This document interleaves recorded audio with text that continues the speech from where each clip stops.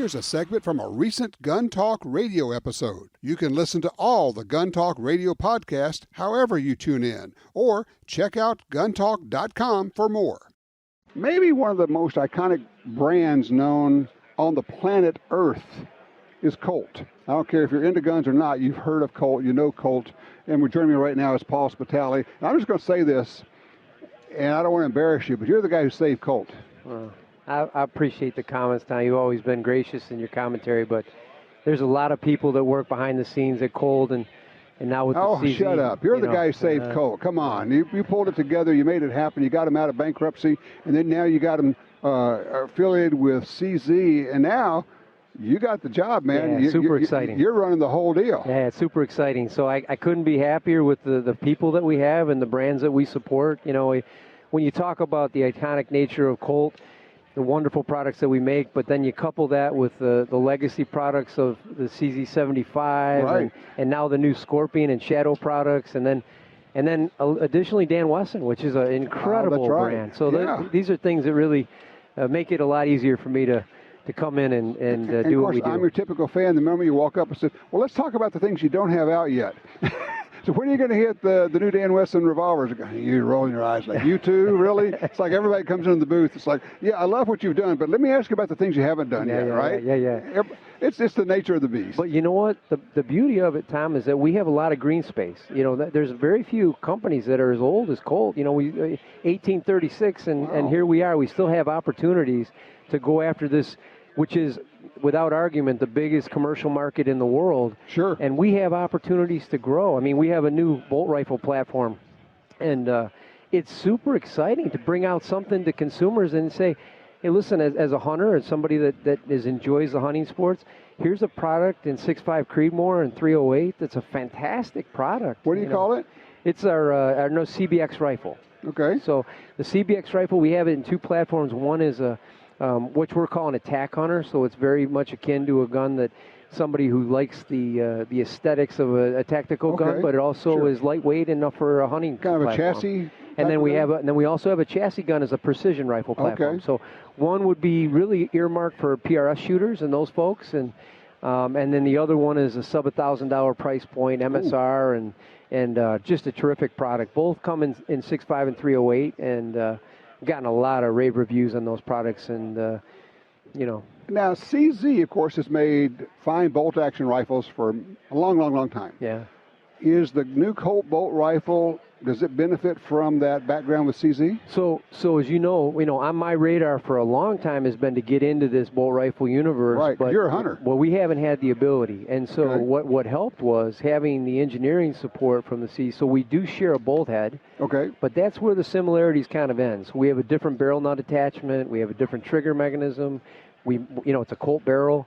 So it had some iconic features in that it has that 6-lug bolt like on a CZ600. Mm-hmm. But from there, the similarities kind of end. But it's good in that it helped us jumpstart this from an engineering point of view to bring it to market sooner. Well, and you got a known platform, proven platform with all the things that CZ does with its rifles. Exactly. You're starting off with something good and strong and safe. Yeah, exactly. It's funny because before we got on the air here, I said, well, Paul, what you been doing fun? He just lit up and said, I've been shooting, man. It's like first thing out of your mouth, I've been shooting. So you're shooting IDPA? I shoot IDPA. I love shooting IDPA.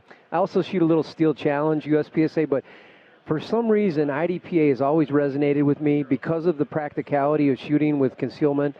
I think it's a safe platform for competition shooters, and I really enjoy it. And so I competed last year in the National. I'll be going back again this year to the World Shoot in Talladega in the National, so I enjoy it. And IDPA, those skills, they're not perfectly transferable to real world because there are some requirements because of safety and it's competition.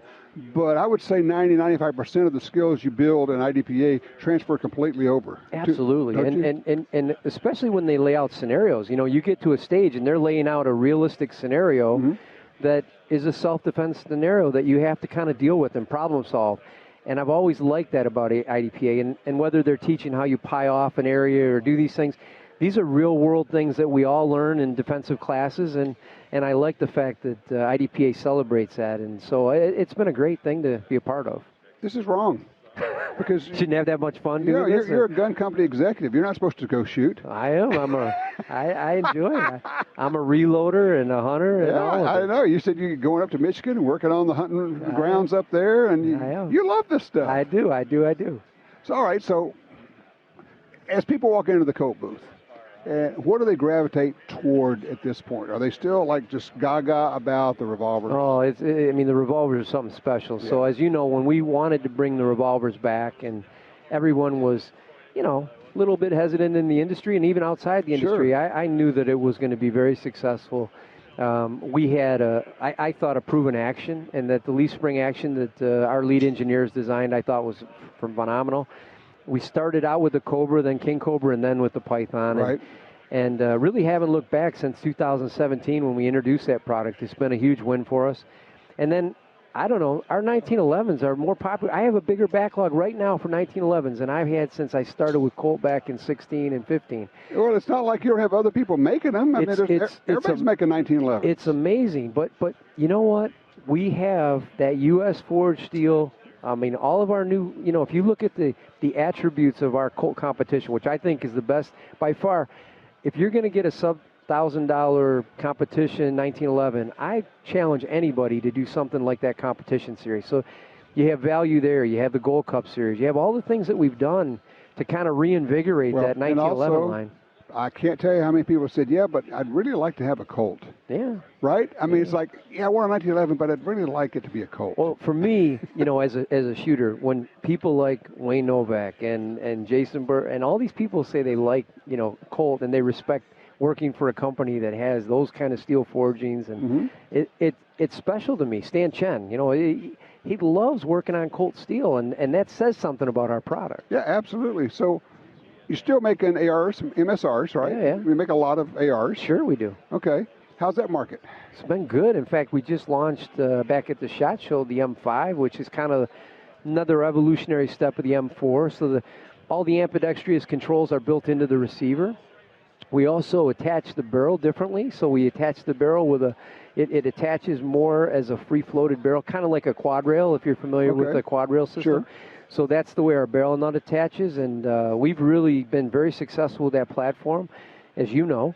Sure. And then, if we look at what we're doing with the folks from CZ and the CZ group, I'm really excited about the Scorpion product, which is a 9mm platform, and we have a carbine that we're talking about here, new carbine. Oh. And that's exciting, too, because it really focuses on 9mm, which a lot of people enjoy shooting. Right. And that's a great platform. And the ammo's a whole lot cheaper than 45s. Absolutely. I still say, when you said it best when we were out at Gunsight that time with a 9mm 1911 and a 5-inch. You said, Paul, it's like cheating. It's like it's such an experience. It is like cheating. I swear, a full-size 1911 and 9mm is one of the sweetest shooting platforms ever. Yeah.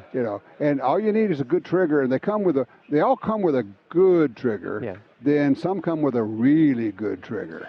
It's so funny because that impulse, you can tell somebody all they want, but the minute they shoot it in 9mm, they go, that is transformative. That's just, wow, what a difference. I've gotten where I don't even try to explain to people. I say, look, just try this. Yeah. I was actually, you'll love the story. I was out at the range with some friends recently, and one of the ladies, and she had shot micro 9s, right?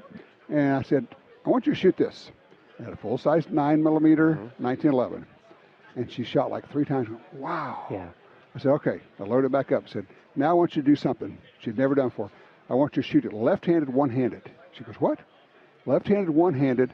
See all that steel? Yeah. And she knocked down 9 plates, having never shot left-handed, having never shot one-handed. And it was just like bang, bang, bang. And she had a smile I thought was going to break her face in half. Yeah. It was just like fabulous. And that's what I love about it. It's like when we did that thing out at Gunsight, you were like, Paul, this is amazing. I mean, it feels, the recoil impulse is so pleasant. Yeah, it is. It is. It's like cheating. Yeah. Well, besides that, it's just fun. It's just fun. You can't have more fun than that. Well, to me, the one thing that I love about this industry, I'm sure you do too, it's not just the aesthetic, the art in these guns, how much they look. They're just iconic in the way they look and they present, they feel. Mm-hmm. But then they have this utility about them that you can actually defend yourself with them, and I think that's what draws me to it. It's you can have recreation with it, you can enjoy the art of it, but but it could also save your life. Exactly. And you can use it to protect your family. Exactly. There's nothing else in the world that'll do that for you. Yeah. So there you go. Colt's still going strong, or stronger than ever, actually. Yeah. Still making history is our tagline, which I think is more important right now than ever. So, Paul, thank you so much for being here. Always, brother. It's a pleasure. We'll see you a little further up the creek there. All right, sounds good. All right.